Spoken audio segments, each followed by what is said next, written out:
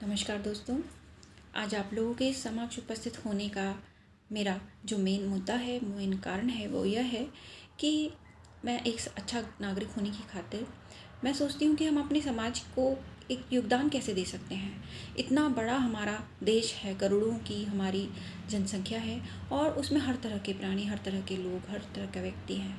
मैं ये नहीं कहूँगी कि जो मैं कर रही हूँ वो मैं ही केवल कर रही हूँ। बहुत से लोग हैं, बहुत से नागरिक हैं जो इस मुहिम को आगे बढ़ाते चले जा रहे हैं। लेकिन बात ये है कि कौन अपनी बात को अपने अच्छे सुनने वालों को, श्रोताओं को समझा सके, उन्हें बतला सके, उनके अंदर बदलाव लेके आ सके, यही एक कोशिश है। तो इसका साफ साफ एक ही कारण है, लोकहित, राष्ट्र निर्माण और समाज में बदलाव लाने की एक मुहिम, एक कोशिश। तो देखिए, ज़्यादातर हम लोगों के मन में एक विचार ज़रूर आता है कि आखिर इस समाज ने मेरे लिए किया ही क्या है।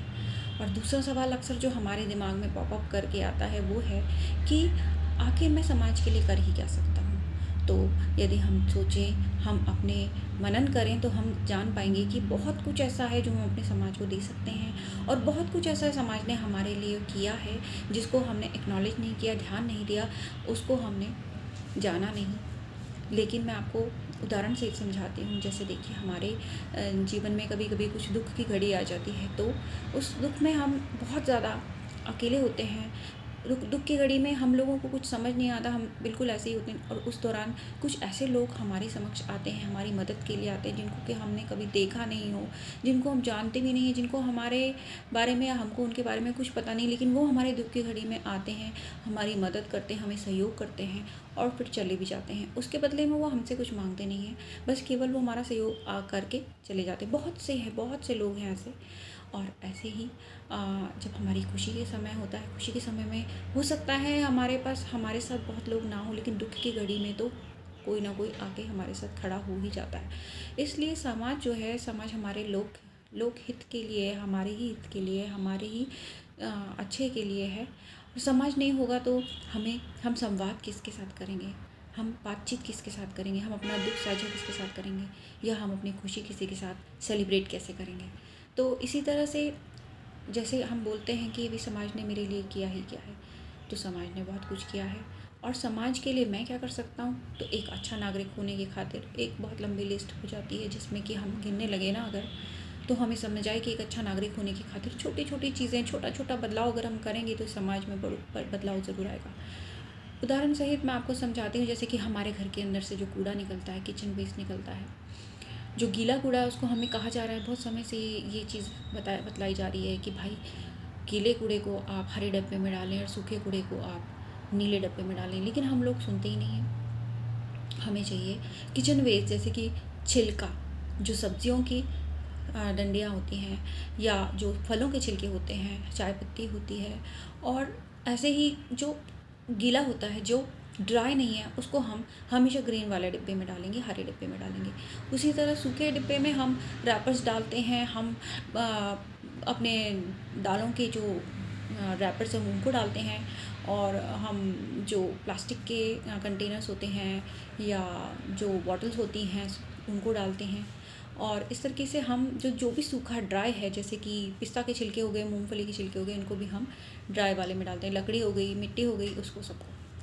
तो इस तरीके से हमको ये चुनाव करना पड़ेगा, हमें मानना होगा, हमें जानना होगा कि हमें इस कूड़े को अलग करना होगा, जिससे कि समय भी बचता है और एक अच्छा नागरिक होने की खातिर हमारा एक सहयोग भी होता है। दूसरी बात, जब हम बाहर सड़कों पे निकलते हैं, हमें कूड़ा इधर उधर नहीं फेंकना चाहिए।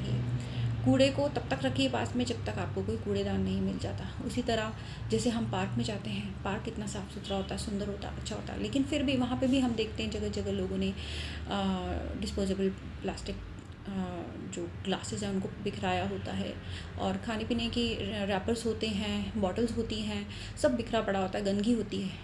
तो हम क्या करें, लेकिन हम जब हम पार्क में जाते हैं, देखते हैं वहाँ की सुंदरता को लेते हैं, अपनी सेहत बनाते हैं, ट्रैक पे चलते हैं, घूमते हैं फिरते हैं, और जब हम लौट रहे होते हैं तो वहाँ के कर्मचारी जो हैं हमारे लिए ही कि अगले दिन हम पार्क में आएंगे और हमें एक सुंदर पार्क मिले, उसकी तैयारी में वो लग जाते हैं।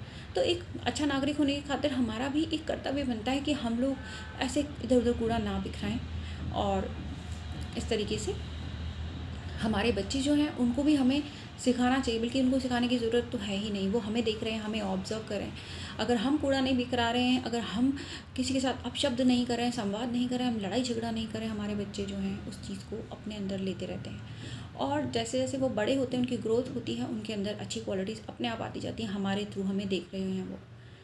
हमें ध्यान भी नहीं होता कि हमारे बच्चे हमें देख रहे हैं, समझ रहे हैं। तो इस तरीके से जैसे हम अपने बच्चों को भी समझाएं, हमें खुद भी जानना होगा कि हमारे जो ये 5 सेंसेस हैं, सुनना, देखना, सूंघना, टच और हमारा टेस्ट। तो इस तरह से हमें कोशिश करनी चाहिए कि अपने 5 सेंसेस से हम वही चीज़ें लें जो हमारे अंदर कुछ अच्छा करती है। हम अच्छी चीज़ें देखें, अच्छा सुने, अच्छा खाएं, अच्छा समझें, अच्छा ही लेने की कोशिश करें। क्योंकि जब हम अच्छा लेते हैं तो हमारे अंदर से अच्छा ही बाहर आता है। जैसे कि अच्छी वाणी बाहर आती है, अच्छी सोच बाहर आती है, अच्छी समझ बाहर आती है।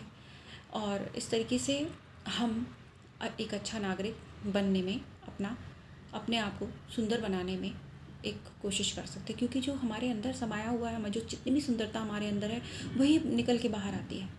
इसलिए हमें हमेशा ध्यान रखना चाहिए कि हम क्या बोल रहे हैं, क्या कर रहे हैं, क्या सोच रहे हैं। ये चीज़ों का बहुत फ़र्क पड़ता है। जैसे कि हम अपने बच्चे से कहते हैं कि बेटा गुस्सा मत करो, गुस्सा तो बहुत ख़राब चीज़ है। बच्चा नहीं सुनेगा।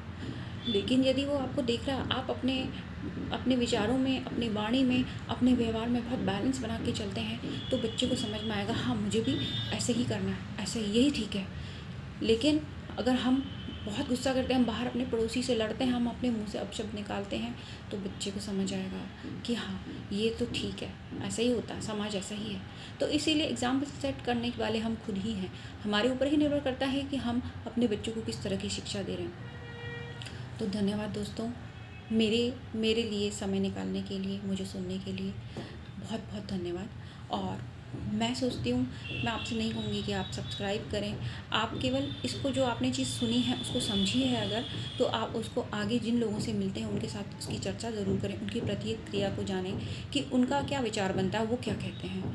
तो इस तरीके से आप भी एक अच्छे नागरिक होने की तरह आप लोगों को संवाद करके ये सब चीज़ें